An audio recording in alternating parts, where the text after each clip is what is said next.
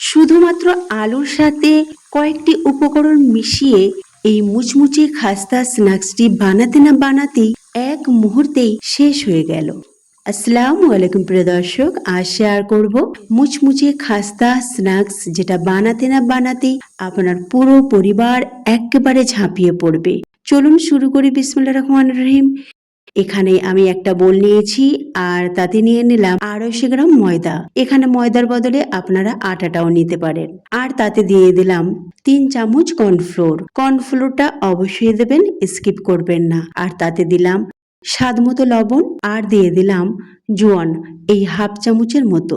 জোয়ানটা দিলে এর টেস্ট কিন্তু আরো বেশি আসবে।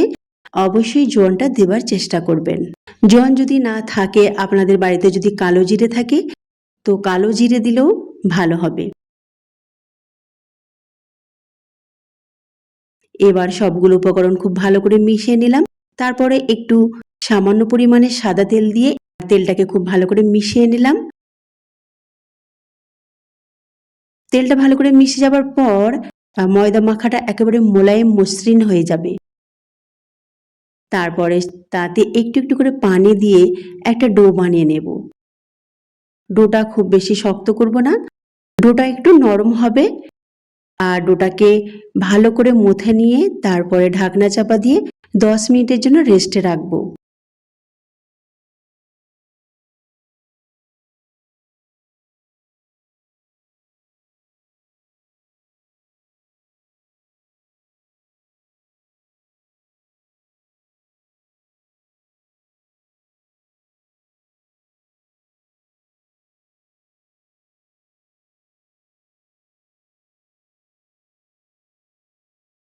এদিকে 3টি মাঝারি সাইজের আলু আগে থেকে সিদ্ধ করে আর ম্যাশ করে রেখেছিলাম। তাতে কিছু মশলা দিয়ে দিলাম। মশলার মধ্যে চিলি ফ্লেক্স হাফ চামচ, কুটে নেওয়া ধনে আর জিরে গুঁড়ো 1 চামচ, লঙ্কা গুঁড়ো হাফ চামচ, লবণ স্বাদ মতো আর একটু কালো মরিচের গুঁড়ো। তারপরে সবগুলো ভালো করে মিশিয়ে নিলাম।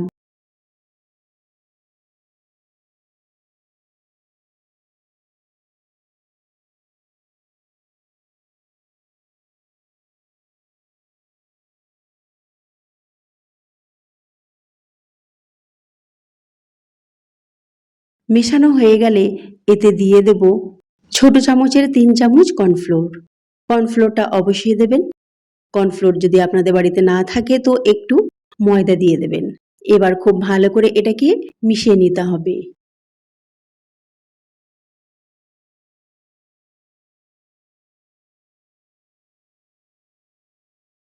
এটা খুব ভালো করে মেশানো হয়ে গেছে।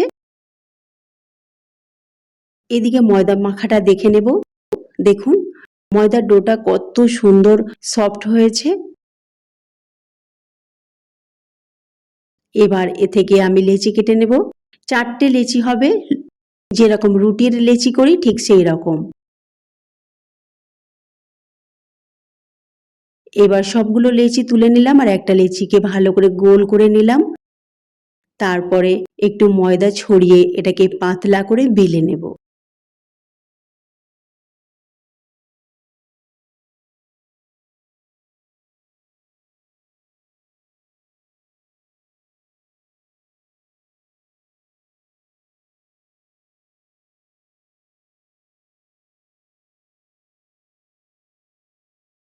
দেখুন আমার বেলে নেওয়া হয়ে গেছে। এবার এর উপরে একটু সাদা তেল ছিটিয়ে দেব আর তেলটাকে খুব ভালো করে রুটির ওপর এইভাবে মাখিয়ে নেব। তারপরে যে আলুর মিশ্রণটি বানিয়ে রেখেছিলাম সেইটা দিয়ে দেব। যতটা লাগবে ততটা দেব, তবে একদিকটা একটু আমি ফাঁকা রেখে দেব। এবার এটাকে রোল করব আর এইভাবে পুরোটা রোল করে নেব।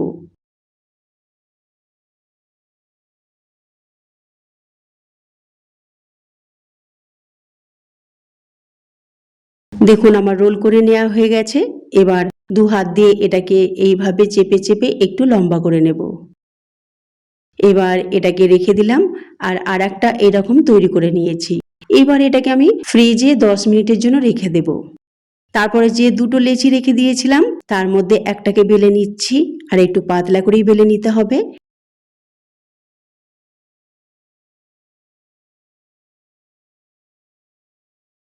আমি এখানে আপনাদেরকে 3 রকম ডিজাইন করে দেখাবো, সেই জন্য তো আরো দুটো লেচি বেলে নিচ্ছি।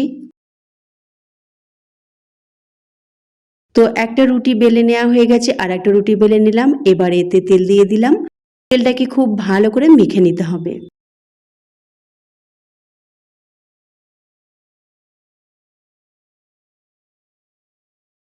এবার যে আলুর মিশ্রণটি বানিয়ে রেখেছিলাম সেটা পুরোটা রুটির ওপর এইভাবে দিয়ে দেব। তারপরে বেলুনের সাহায্যে এটাকে একটু বেলে নেব। বেলে নিলে কি হবে, সব দিকটা সমানভাবে যাবে আর পুরোটা আর কি সমান হবে। এবার যে রুটিটা আগে বেলে নিয়েছিলাম সেই রুটিটা এর ওপরে দিয়ে দিলাম। খুব ভালোভাবে টেনে টেনে চারিদিক থেকে এইভাবে দিয়ে একটু আঙুল দিয়ে প্রেস করে নিলাম।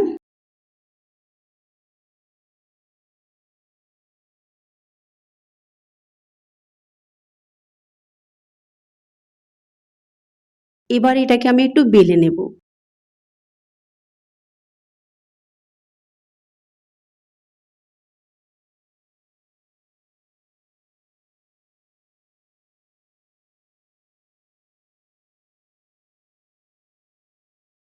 এবার এর চারিদিকটা কেটে নেব।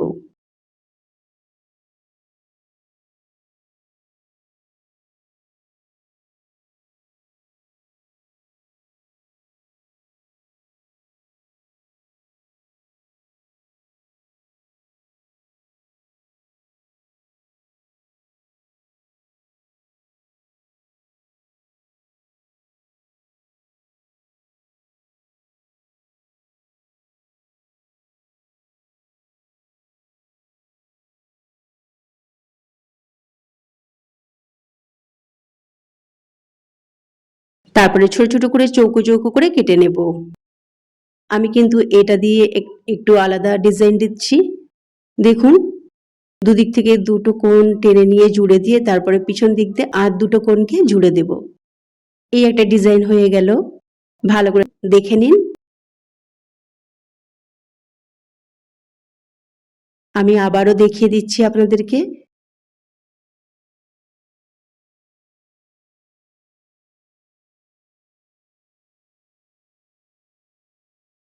এবার এটা আলাদা একটা ডিজাইন করছি, দুটো কোণকে নিয়ে জুড়ে দিলাম।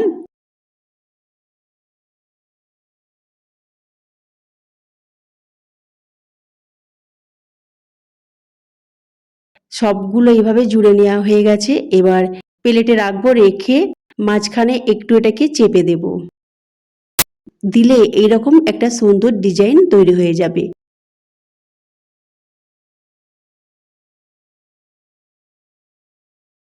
তো এখানে আমার দুটো ডিজাইন তৈরি হয়ে গেল। এবার যে দুটো আমি রোল ফ্রিজে রেখেছিলাম সেগুলো বের করে নিলাম। এবার এর মাঝ বরাবর কেটে নিলাম। তারপরে এটাকে পিস পিস করে কেটে নেব। দেখতে মাশাআল্লাহ খুব সুন্দর লাগছে।